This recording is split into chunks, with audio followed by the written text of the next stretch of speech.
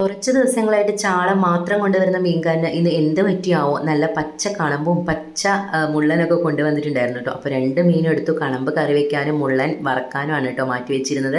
അങ്ങനെ മുള്ളനെല്ലാം നല്ല പോലെ വെട്ടി തേച്ച് കഴുകി അത് കുറച്ച് മസാലപ്പൊടികളൊക്കെ ഇട്ടിട്ട് നല്ല പോലെ ഒന്ന് വറുത്ത് കോരിയെടുക്കാമെന്ന് കരുതി.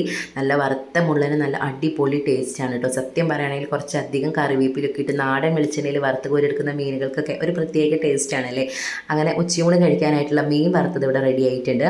പിന്നെ നമുക്ക് മീൻകറി തയ്യാറാക്കണം. അപ്പോൾ കണമ്പാണ് കിട്ടിയിരിക്കുന്നത് കേട്ടോ. കണമ്പ് അരച്ച് വെക്കുന്നതിനേക്കാളും കൂടുതൽ ടേസ്റ്റ് നമുക്ക് തേങ്ങാപ്പാൽ ഒഴിച്ച് കറി വയ്ക്കുന്നതാണ്.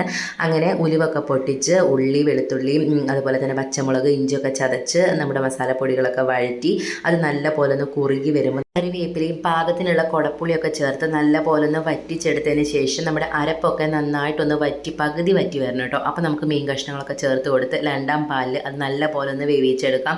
ലാസ്റ്റ് നമുക്ക് കട്ടിയുള്ള ഒന്നാം പാലും കൂടി ഒഴിക്കാം. പിന്നെ ഉള്ളി വറവിട്ട് കൊടുക്കലാണ് കേട്ടോ അടുത്ത പണി. അതും കൂടി കഴിഞ്ഞ് കഴിഞ്ഞാൽ നമ്മുടെ മീൻ ഇവിടെ സെറ്റ് ആയിട്ടുണ്ട്. ശരിക്കും തലേ ദിവസത്തെ കറി പിറ്റേ ദിവസം കഴിക്കുന്നതാണ് കേട്ടോ കൂടുതൽ ടേസ്റ്റ്. പിന്നെ നമുക്ക് എന്തെങ്കിലും ഒരു ഉപ്പേരി വേണം. അപ്പോൾ ഇന്ന് ക്യാബേജ് തോരൻ വെക്കാമെന്ന് കരുതി. അങ്ങനെ ക്യാബേജൊക്കെ നന്നാക്കി കഴുകി അതങ്ങോട്ട് വാല വെച്ചിട്ടുണ്ട്.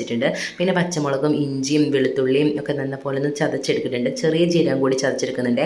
പിന്നെ കടുകും വറ്റൽമുളകും അതുപോലെ തന്നെ ഉഴുന്ന് പരിപ്പൊക്കെ പൊട്ടിച്ചെടുത്ത് അതിനകത്തോട്ട് നമ്മൾ ചതച്ച് വെച്ചിരിക്കുന്നതൊക്കെ ചേർത്ത് നല്ല പോലെ ഒന്ന് വഴറ്റി കുറച്ച് സവാളയും കറിവേപ്പിലയും ചെറുകിയ തേങ്ങയൊക്കെ കൂടി നല്ല പോലെ ഒന്ന് വഴറ്റിയെടുക്കുമ്പോൾ നമ്മുടെ ക്യാബേജ് തോരൻ ഇവിടെ തയ്യാറായിട്ടുണ്ട് കേട്ടോ. ശരിക്കും ഹൈ ഫ്ലെയിമിൽ വെച്ച് തന്നെ വേണം ക്യാബേജ് തോരൻ തയ്യാറാക്കി എടുക്കാനായിട്ട്. അധികം വേവില്ലാത്ത ഒരു ഐറ്റം ആണല്ലോ ഇത്. അപ്പോൾ പാകത്തിന് ഉപ്പൊക്കെ ചേർത്ത് നമ്മളൊന്ന് ഇളക്കി കൂട്ടിയെടുത്തപ്പോൾ നമ്മുടെ ക്യാബേജ് തോരൻ ഇവിടെ തയ്യാറായിട്ടുണ്ട് കേട്ടോ. ഒരു പുതുമയില്ലാത്ത ദിവസത്തെ ഒരു പാചകമാണ് കേട്ടോ ഇന്ന് കാണിച്ചിരിക്കുന്നത്. നല്ല അടിപൊളി ഉച്ചയൂണായിരുന്നു. അപ്പോൾ അധികം കറികളൊന്നും വേണ്ട, ഇത് തന്നെ ധാരാളമാണ് കേട്ടോ. അപ്പോൾ നമ്മുടെ വീഡിയോ ഇഷ്ടപ്പെട്ടാൽ ലൈക്ക് ചെയ്യാൻ മറക്കരുത്. Tata bye bye, see U.